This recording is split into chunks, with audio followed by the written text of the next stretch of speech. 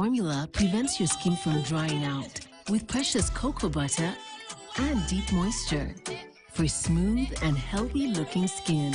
Love your skin this Harmattan with Nivea Nourishing Cocoa 5-in-1 Complete Care. This advert is FDA approved. Sisi masende obia sika ma no enti me twam kwadwo na ponche na Soa masende pictures na ma choose ni ope na fe send sika no ma no.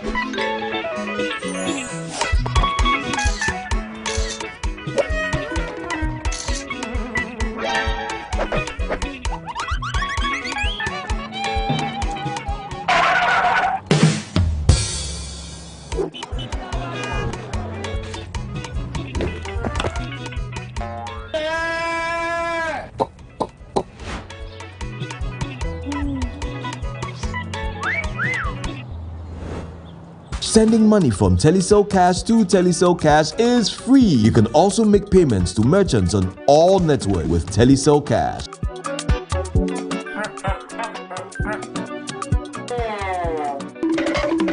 Telecel, connecting.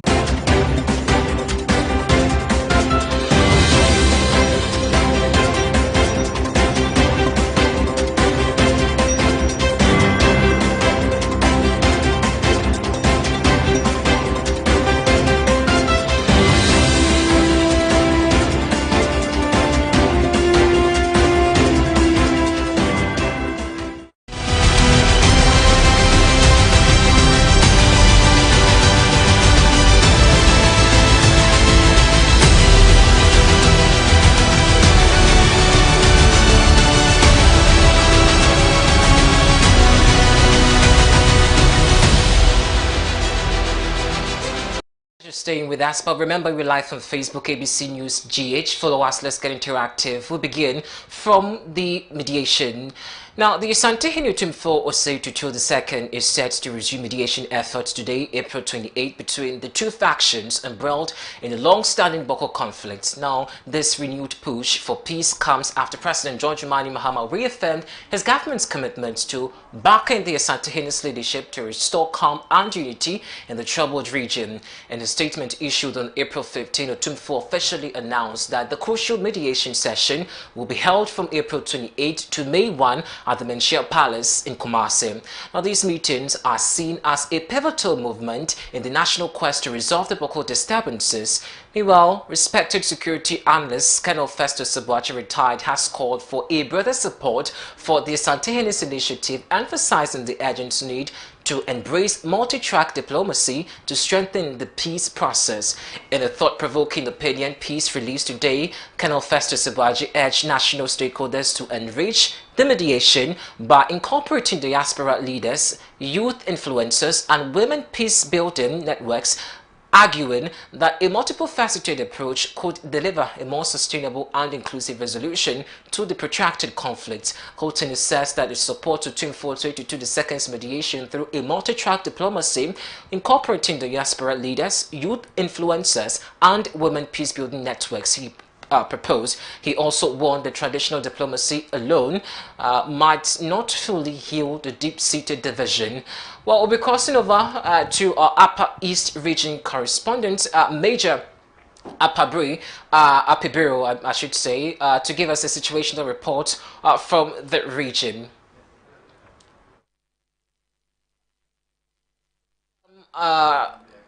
Live visuals, I should say, from the Menchia Palace. We do know that the two factions, as it stands now, have had a long-standing protracted conflict, and there have been some efforts to mitigate the situation and put the situation back to normalcy.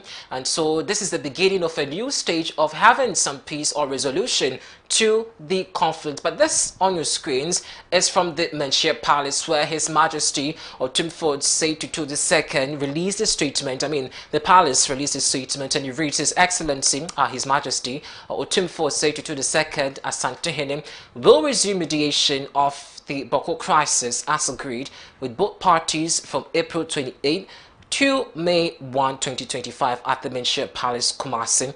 Asante requests all stakeholders to cooperate for us to find a lasting peace in Boko. Now we can join some conversation, and joining us on phone is security analyst Colonel Festus Abuaji to have more conversation on this.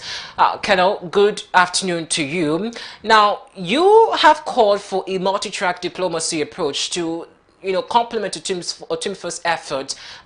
Understanding exactly, can you elaborate on how Otumfuo II can ensure that traditional diplomacy now is effectively supplemented by these additional approaches to avoid exacerbating tensions, just as you requested earlier? Well, first of all, thanks for having me. If you are privy to the conflict map of the Boko conflict that I circulated, you would realize that the Boko conflict or crisis has different dimensions, not all of which relate to traditional aspects of life. So the Otumfuo is very well placed to address those traditional aspects. But the other aspects that have to do with socio-economic dimensions, for instance, with the flow of small arms and light weapons and ammunition, for instance, with the risk of the conflict having some synergy with the terrorist threat to our northern borders. So in that context, you need other interventions to go hand in hand or to go in tandem with what the Otumfuo is going to assist in resolving. So you can have what you may call gravitas. Otherwise, the Otumfuo might help, God willing, succeed in addressing the aspects of tradition. But then we're still left with the proliferation of small arms and light weapons, the youth unemployment, the poverty, for instance, the risk of terrorism, and so on and so forth.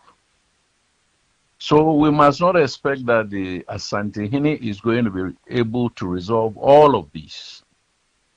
My suggestion that I'm trying to make is that whilst he is trying to untangle or disentangle those traditional aspects, the state should be well-minded that it must also deploy other mechanisms to resolve those other dimensions that the Otumfuo is not well placed to resolve. In this case, what strategies would you now recommend to ensure that the peace process goes just beyond the political and the traditional leaders and actively engages, those directly affected by this conflict? Well, one needs to understand that we take the traditional realm which the Otumfuo is going to be, confronted with. As we speak, since February of 2023, we have a narrative where there are two chiefs occupying, in quotes, one skin. There are two Bokunabas. And we all know that in principle, you cannot have two kings ruling over one kingdom. So the Otumfuo is going to try to appeal to both sides to find a common agreement around how one of these two chiefs becomes the one recognized for or recognized as the Bokunaba. Where we are now, given the history of where we've come from, there is no authority in this land that can resolve that.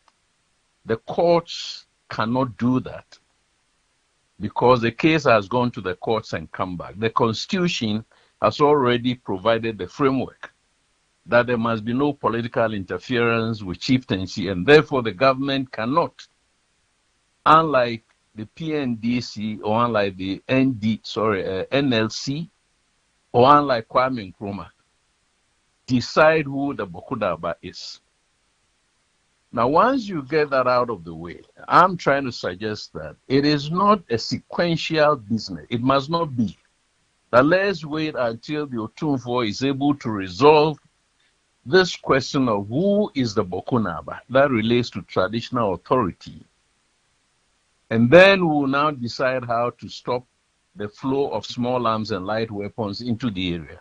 I'm trying to suggest that at the same time that the Otumfuo is engaging, indeed yesterday, the government should have deployed mechanisms to ensure that weapons and ammunition of military grade did not find their way into the conflict area, and that secured our borders, for instance, because there is research evidence that some terrorists have been coming in to fight either on the side of the Mampusis or on the side of the Kusasis, depending on questions of lineage, which will help them to, exacerbate the conflict.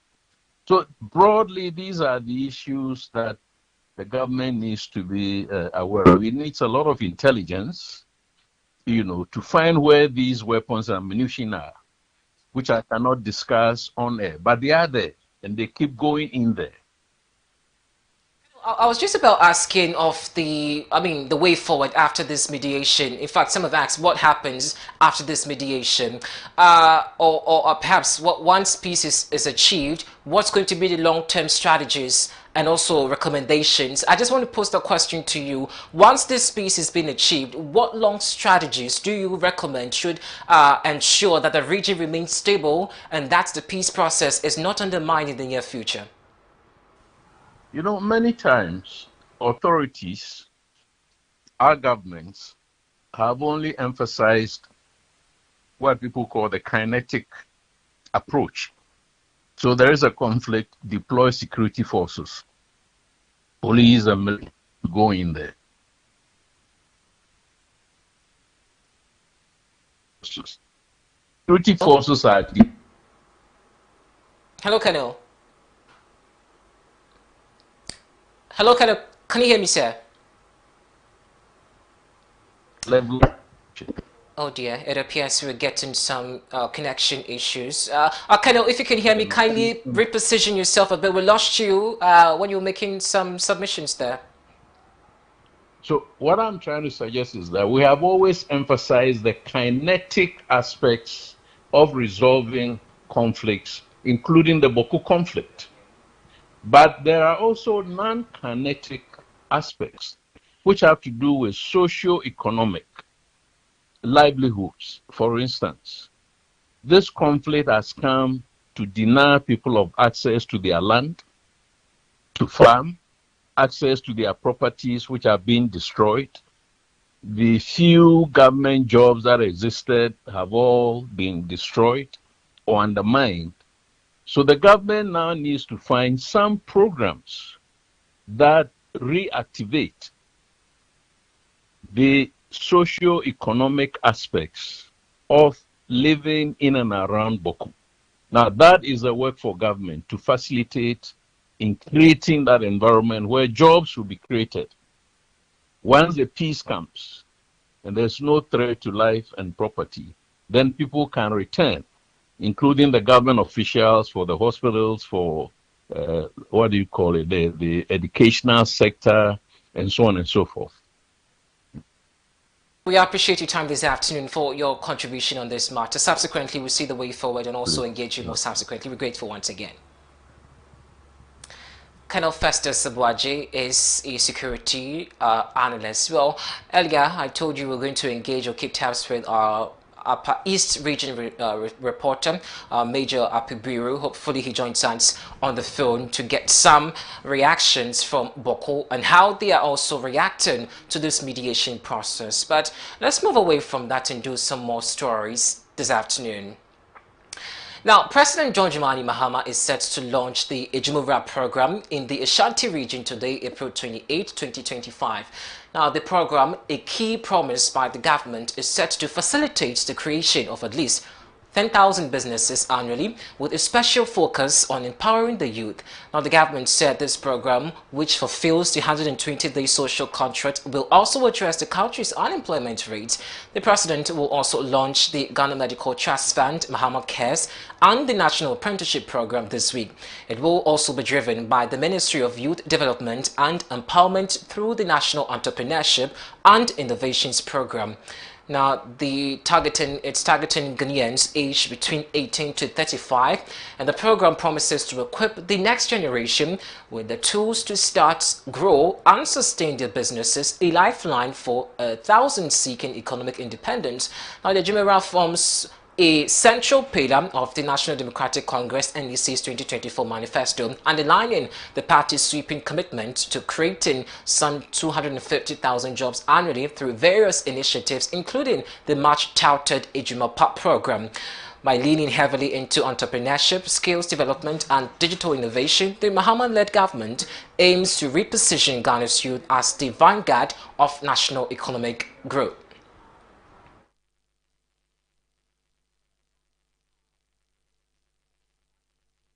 Tekbem, to have a conversation on the back of this. We're grateful for your time this afternoon. Now, this is a huge, ambitious project or initiative, but considering the targets of, 10,000 businesses annually the government is talking about, do you think this goal is achievable within the first few years of the program's rollout? Thank you very much, and good afternoon to cherished listeners or viewers. Yes, this is very ambitious, especially looking at the economic circumstance of the nation. However, for every policy rollout, it depends on the strategy that the government wants to adopt. And as a result, I can say that it's achievable based on the strategy that the government wants to adopt. Just that very ambitious, but the strategy for implementation will determine whether it will be successful or it will reach the target. Indeed, because on creating more jobs for the youth, and during the manifesto they've initiated policies that when they assume office, which of course subsequently we see now they will be rolling out, but they have also committed to creating some 250,000 jobs annually, with the Ejuma being a key part of this strategy. From a policy analyst perspective, how are you seeing this process so far, and perhaps what should the government be looking out for in the rollout of this initiative? One of the challenges that the government, not current but previous government, so I'm happy to say all governments, face when they want to implement policies of such nature is by not involving the key stakeholders in the implementation process. And that is why most of the policies fail. And so if you want to implement policy that is grassroots based, and you are not involving those who are the key players, then of course it will fail. Normally the policies are rolled out at the top. And when I'm talking about the policy rollout at the top, it means that the same policy drivers, the same policy formulators are the ones who are in charge of the implementation. But when you decentralize it and leave it to the various groups or authorities that are in charge, normally we have associations and groups who manage every institutional groupings, and when you are able to involve them, then the policy will be able to, you can cascade the policy down to the grassroots level. And so if government wants to succeed very well, then what needs to be done is to look at the key stakeholders who are involved in the entire value chain of the policy implementation, and then let them take the lead, let them drive it, and that is where the success will come from. For policies, we know how to go about it. In fact, there's a bougie way of actually announcing those policies. But in terms of implementation, then we're dwindled with the resources and the way forward. What should the government be looking at in terms of sustaining this initiative? One of the ways the government should look at in sustaining this initiative, which is very good, is to look at it from a national perspective and not a political perspective. When you want to roll out a policy of such nature, we shouldn't only be looking at rolling out within the tenure of the president or the government, but we should look at it rolling out beyond the tenure of the president, so that it will be done in phases and not to do it a holistic implementation.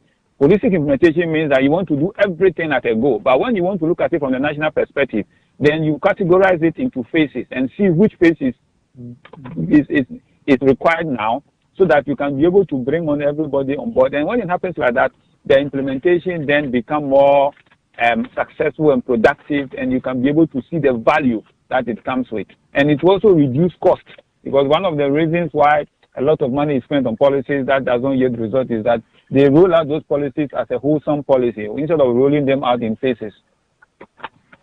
Now, one have also, I mean, some have actually suggested that, look, there should be a policy framework on this or such initiatives like this. The Kokon Kitinkiti, for instance, some have questioned the policy framework. Now also there's a Jumapao, a Jumera as well. And the free sanitary pad, for instance, it looks as though policy framework is not very visible to the public. But from your perspective, how worrying is this? Well, policies of such nature will not be very visible to the public because it is a targeted group. And so when you have a targeted group for policy implementation, you don't have to necessarily make it too wide or visible to everybody. What is important is who are the key people involved. So if you are talking of Akokon Kitengete, you're talking about the poultry. So let the poultry industry, the National Association of Farmers and Fishermen, of who all these people fall under, let them be the ones who bring you the blueprint as to how to implement this. So when they bring it, then they own it. Then you roll out by releasing funds to them so that they will take the initiative along. But when you leave it to the hands of the politicians, they will go along, they will go and then bring their own, I mean, party faithfuls who will not be necessarily farmers or dealing in poultry, but because you want to satisfy a section of your political actors, you want to bring them on board. And so this is how they can do it to make it very sustainable, by letting the groups involved roll it out. Just like the Feed Ghana project is involve farmers. So let the farmers be in charge. Don't let political leaders be in charge. Let the farmers bring you the blueprint and then roll it out as such. And that will... Perhaps finally, before I let you go, some have said indeed that the president is ticking the boxes early with this implementation actually, or launching of these policies. From where you sit as a policy analyst, how do you see this so far? Is he rational with this? I mean, with some of these initiatives he's been able to launch? Well, I will not see it as rushing because the initiative must start from somewhere. And if you don't begin from somewhere, then definitely you will not be able to end it as well. And so for me, it's not the matter of rushing, the matter of the process. So if you are in a hurry to do something and you have the right structures in place, then you'll be able to succeed irrespective of whether you are rushing it or not. The challenge is that the policy should not be rolled out as political manifesto promises, such that we want to hurry up for people to know that we are doing something. But when you roll it out as a national policy, you put structures in place, and that one will move faster, irrespective of the tenure. We're grateful for your time this afternoon. Hopefully, subsequently, we'll get some more conversation at the back of this. Thank you very much. Absolutely. Peter Tekpem is a policy analyst, and of course, we'll get some perspective. Is going to be launched today, and so we'll get you some comprehensive update on the back of this. But away from that, let's do some politics this afternoon. We dive attention to the New Patriotic Party, where the flag bearer of the party, Dr. Tweneboah Mello, has been making certain utterances during the thank you tour, and reasons exactly why the party lost, which has come under strict scrutiny and criticisms within the party. But let's take a listen to what Dr. Tweneboah Mello has been speaking about, and of course, get some perspective on this matter as to who is saying what after his utterance. Kotu abano na nkabono na ehon papa yesa na yakasa against each other na NDC ebo ewo radio ewo TV towards the two 3 weeks to the election. So now we campaign, but playing our own language back to us. It now he said, yeah, campaign, internal contest. Don't bring down your opponent so that you cannot campaign for that position.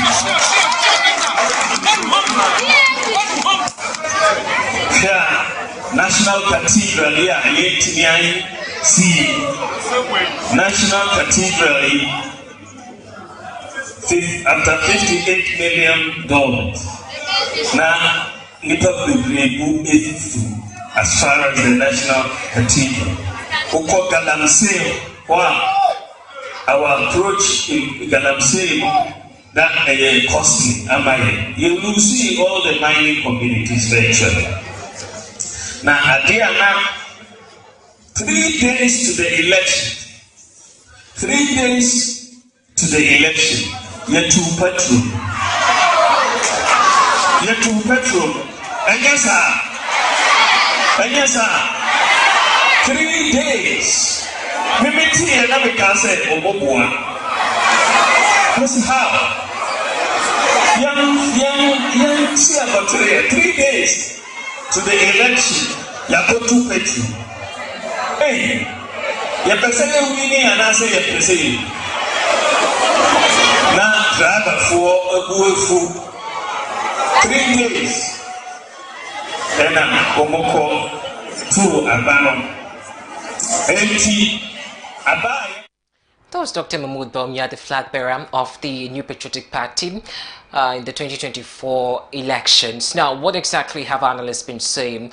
Political scientist Dr. Jonathan Asante has proposed that the New Patriotic Party's thank you tour should have been called the Unity Tour. Now, speaking in an interview with ABC News, Dr. Asante explained that the current tour primarily serves as a means for the party to advertise itself and reinforce its presence at the grassroots level. He emphasized the renaming it as a Unity Tour would have been more appropriate, enabling the party to smoothly transition into conducting its internal election afterwards. Let them know that they are still there, advertise themselves one way or the other. That is exactly what they are trying to do. And then that's why I felt that they should have christened it a Unity Tour, so that after galvanizing the grassroots, then obviously they would have been preparing themselves to conduct internal elections or primaries, leading up to choosing whoever will become the presidential candidate. So that's exactly what the effect is supposed to be. And then certainly I know they will want to, as part of the report, undertake a constitutional review of a sort to either broaden the base in terms of those who have the opportunity to vote and elect leaders and so on and so forth.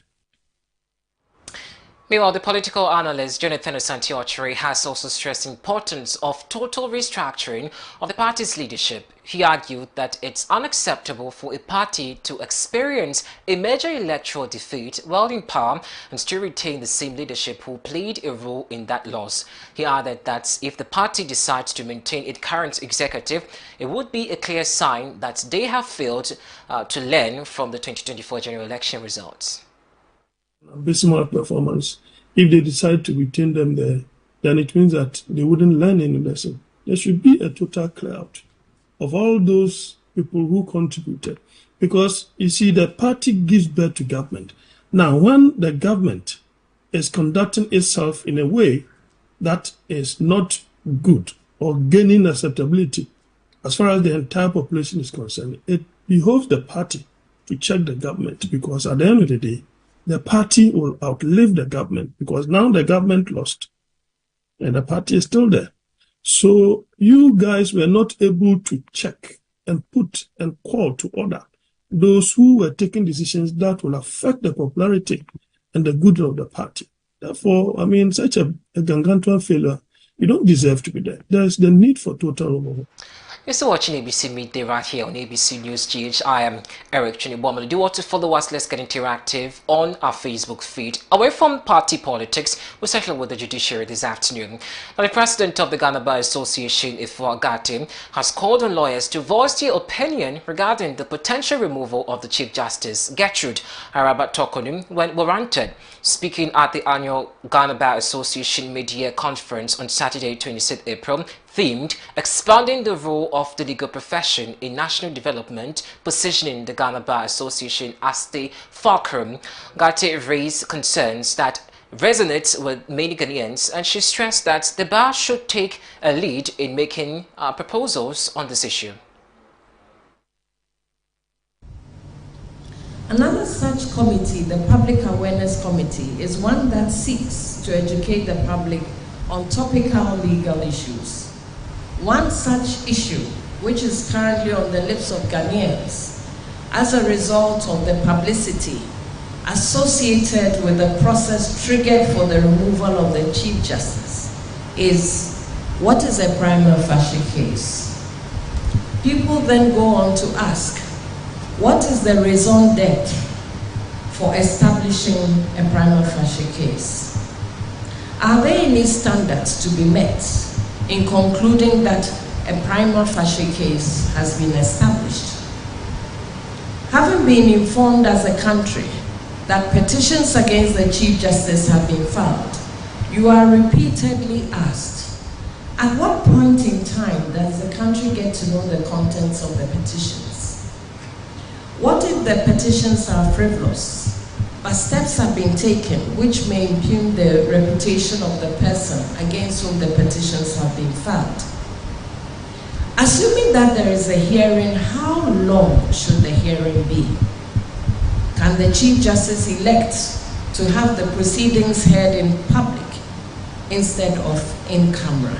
And many more such questions. This process is a novel one in our history as a country, and we, the bar, must continue to monitor the situation and not hesitate to express our opinion on it where the circumstances demand.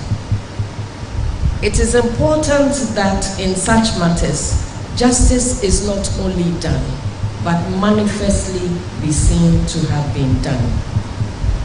Indeed, it is for this reason that in the wisdom of the Supreme Court, in the 2020 judgment of the Republic versus the Chief Justice and the Attorney General, reference number 36/027019, the court led by Doche JSC, in the epilogue of the judgment, called for the formulation of rules of procedure for the impeachment of Article 71 office holders in the conduct of proceedings under Article 146 of the 1992 Constitution.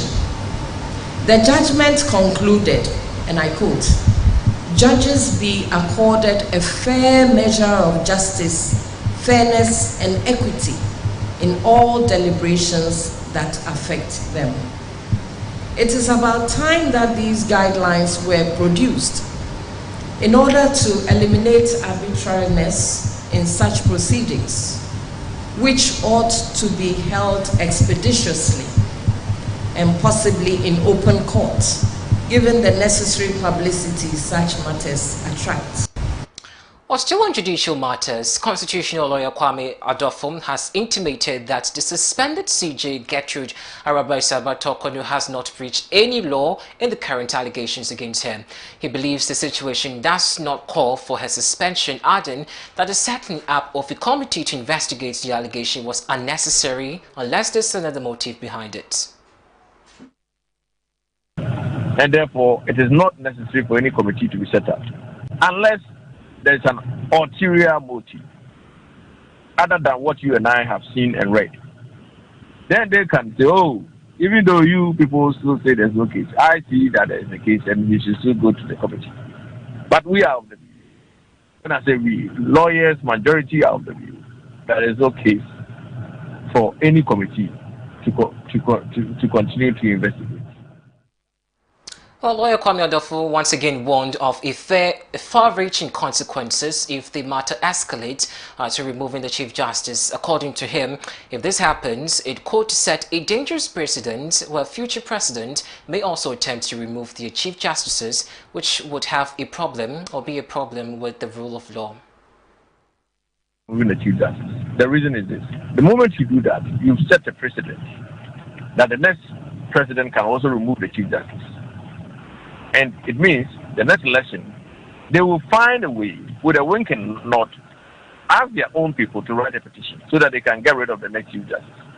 And you want to live in a country like that. The effect of that will be every judge. Hello, Council. Be friends with the politicians. And now, can you just imagine if you have a case against the government, which judge will be bold enough to tell the court that the politicians that they are wrong? They will not. And that's why you and I need to guard jealously against any interference by the executive. Because when they get the power, they want an unrestrained power. And with the court being there, they will not be able to get the unrestrained power. And that is why you and I are protected. But when we get to a stage where the judges are afraid, the government will, in the essence of the power, can just do whatever they want. And that's what I say. You're still watching ABC Midday right here on ABC News GH. I'll be glad to serve you some business news after this if you do stay.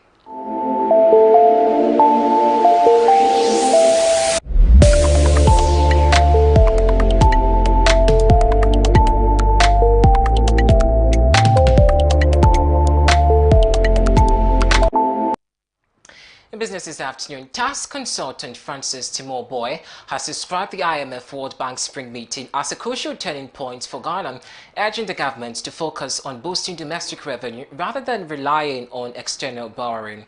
Speaking on ABC News GH this morning, Mr. Boy emphasized that Ghana should steer clear all future Eurobond insurance and also prioritize improving internal tax collection system. He also stressed the importance of implementing stronger measures to combat gold smuggling, which has been a significant drain on the country's resources. He further pointed to the agriculture as a key sector that needs substantial investment in stimulating a long-term growth. They have also indicated in the budget, I think paragraph 157, they mentioned that they want to embark on domestic revenue mobilization that will be preceded by education. So they want to do massive education and then after that go on full compliance. If you look at the number of people who pay tax in Ghana, it is very small. In the formal sector, they are less than 2.5 million. So people earn money, that is income, but they don't pay. So what the government intends to do is that they want to put in measures, digitalization, to be able to track people's income and resources so that they can tax them more, property tax. So I agree that the tax base must be widened, and it all depends on how do we resource the Ghana Revenue Authority to be able to embark on the enforcement. Trust me, globally, many people will not decide to just pay tax, especially in our part of the world where they don't see the direct benefit. But the base must be really... Mayor Francis Tweneboah urged the government to take note of key insight from the IMF World Bank Spring Meeting, emphasizing the need for reforms and the expansion of the tax base, particularly within the informal sector, to generate sufficient revenue for the economy. He also called for increased resources for the Ghana Revenue Authority to effectively carry out these initiatives. That you cannot just go to the market and go and take additional loan. That may not be available, especially when Ghana has, restructured and defaulted or unable to pay a debt. So that is very clear. What that means is that we can't take on any serious loan like the Eurobond anymore. Since we don't have access to the market, what that suggests is that we have to look into ourselves internally. How do we generate enough revenue for our development? How do we generate enough revenue for payment of wages and salary? So overall, we take interest rate and then payment of salaries that consumes almost every revenue that we generate. So for me, this spring meeting is a very critical eye-opener for Ghana, and they are calling for reforms, and that is overdue. We cannot rely on debt anymore. We just have to make sure that we pay off and not go back. Let me take you to Washington, D.C. now, because as the IMF World Bank Spring meeting concludes, Kristalina Georgieva, Managing Director of the International Monetary Fund, has urged world leaders to take constructive action in resolving trade tensions as quickly as possible. Now, the stakes are particularly high for some sub-Saharan countries, such as Ghana, which is experiencing positive economic growth. Global growth is steady but uneven, and the IMF recommends that the policy path ahead must be bold and balanced. ABC News' Stella Michelle has more in this report. As the curtain falls on this year's IMF and World Bank spring meetings here in Washington, D.C., the message is clear. Global growth is steady but uneven, and the policy path ahead must be both bold and balanced. First and most urgent, for countries to work constructively to resolve trade tensions as swiftly as possible, preserving openness and removing uncertainty. A trade policy settlement among the main players is essential, and we are urging them to do it swiftly because uncertainty is very costly. I cannot stress this strongly enough. Without certainty, businesses do not invest, households prefer to save rather than to spend, and this further weakens prospects for already weakened growth. For sub-Saharan Africa and Ghana in particular, the stakes are high. Inflation is easing, the cedi is stabilizing, and fiscal.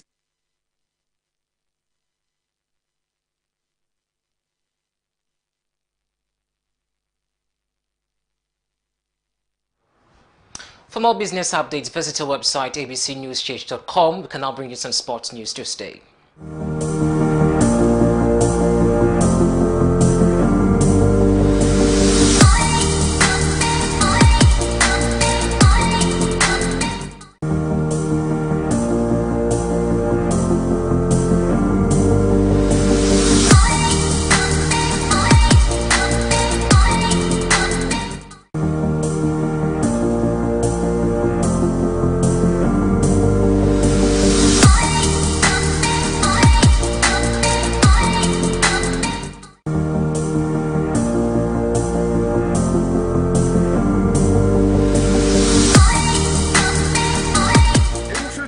Betway's Bet Influencer, a groundbreaking feature where you can make money by just sharing codes. He just needs to share his codes and make money.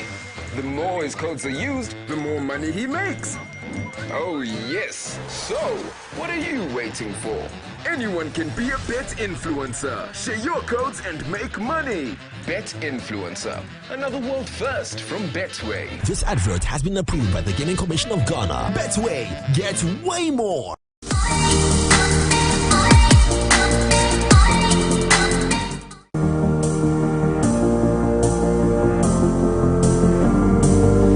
Hello, it's time for the sports segment on the midday news with me, James Ohenba Makion. Let's start from the Ghana Premier League, and the title race and relegation battle in this season's Ghana Premier League is gradually shaping up as match week 29 produced exciting and surprising results. On Saturday, Accra Lions recorded a surprising 3-0 win over Bechem United, while Mediema beat Young Apostles 2-0 at home. On Sunday, Asante Kotoko recorded a 1-0 victory over Aduana Stars.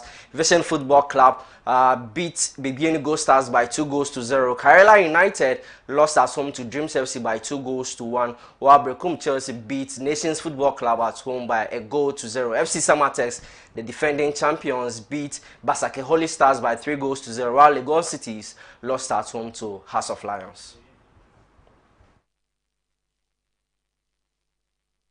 Now, still on the Ghana Premier League, and the interim head coach for Kumasi Asante Kotoko, Abdul Karim Zito, says his outfaced win over Aduana Stars this weekend was more psychological than tactical. Zico recorded his first win in the dugouts for the Porcupine Warriors after Kwame Opoku scored the only goal against Aduana Stars. Still on contention for the title, Karim Zito believes winning games at the end of the season requires mental toughness. The Kotoko family wasn't easy for me. And when you look at the previous games they played, the attitude, the confidence, I know was down. But I decided to go in for the job and then do what I can do or can do best. I've been trying all the time to take most teams from the relegation, but I've never tried to help a team, though I've won the league before with Kotoko. So I thought it twice that this is another opportunity for me to come in. And I told you, it is not over until it's over. So we started together and then it was just mutual,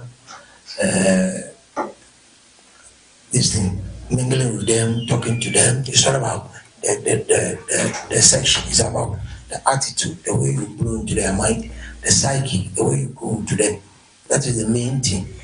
Because in coaching, the psychological aspect of it is also very, very important. So when they free today, it's not about training. It's not about this, it's about the psychological point. Telling them they can do it, telling them it's not over, giving them the necessary rules for them to come to make. Now from the remember it was brought to you by Betway, and Betway says it's time to get rewarded as the next big sports betting influencer with Betway. Place bet and share your codes with friends, fans and followers. If they place bet using your code, you earn 4% of their wager. Doesn't matter if it's a win or a loss. If they bet, you earn cash, and the more people that bet with your code, the more you will earn. Start betting, sharing and winning with Bet Influencer, exclusive to Betway. Terms and conditions apply. Regulated by the Gaming Commission of Ghana. Bet the responsible way. Betway, get way more. So that'll be all for sports with me, James Tweneboah Mello. Up next is international news.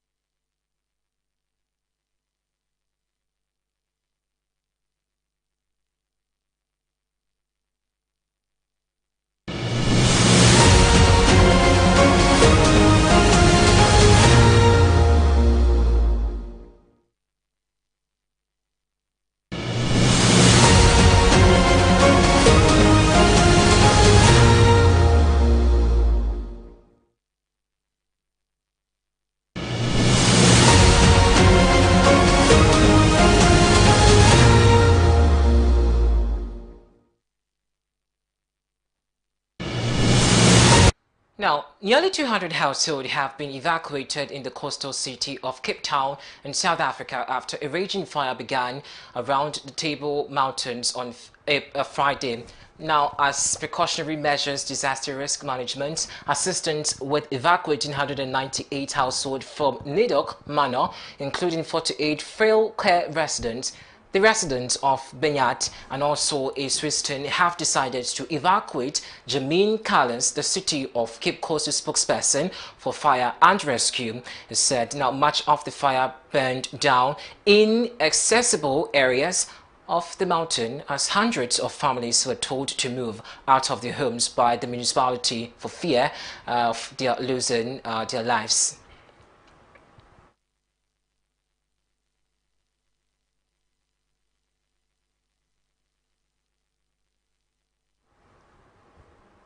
Before we go, let's bring you some entertainment news.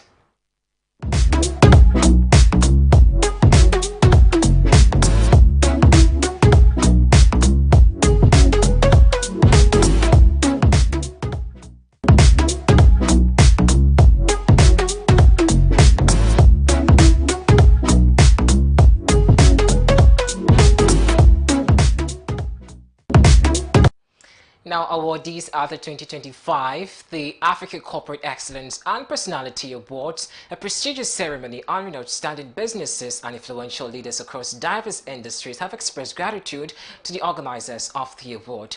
A SEPA event secretariat for recognizing and also supporting their businesses. And the event brought together some 27 distinguished personalities from across the continent to celebrate excellence in fields ranging from academia and also also public service to financial sector. Here's what some of the awardees had to say about receiving the honor and what it meant to them. The African Excellence and Personality Awards recognizes and celebrates outstanding businesses and leaders, and that's what we're here at the Airport View Hotel to do this evening. I feel excited to be noticed and awarded. I dedicate this award to my colleagues at the office at National Youth Authority. I feel that anything that one does, if you do it well, you'll be recognized. The award organizers did not consider my situation as visually impaired as an obstacle for awarding me. Despite my disability, I have soared and worked very hard, to help young people in the country. My name is Mrs. Josephine Badu. In fact, I should say Planner Josephine Badu. I'm a Chief Line Officer with Ministry of Lands and Natural Resources, and I'm attached to the Directorates of Research, Statistics, Information Management. In fact, I don't know what to say. I'm overwhelmed by this wonderful award. I wasn't expecting it, and I don't know the criteria for the selection of the awardees, but I give glory to God. First of all, I'd like to thanks to ACEPA for choosing us and recognizing after all the research and everything done by. It's a great journey in Africa for the last 23 years, as I said, and spending entire life in East Africa, especially in Uganda. This award means a lot to personally me and my family. After receiving the award, I feel very elated, happy, joyful, and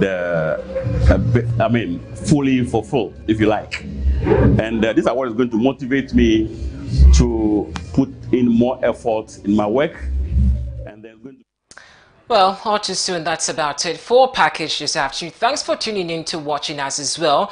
We're back again same time tomorrow at 12. For more news to watch, log on to our website abcnewsgh.com. I am Eric Tweneboah Mello.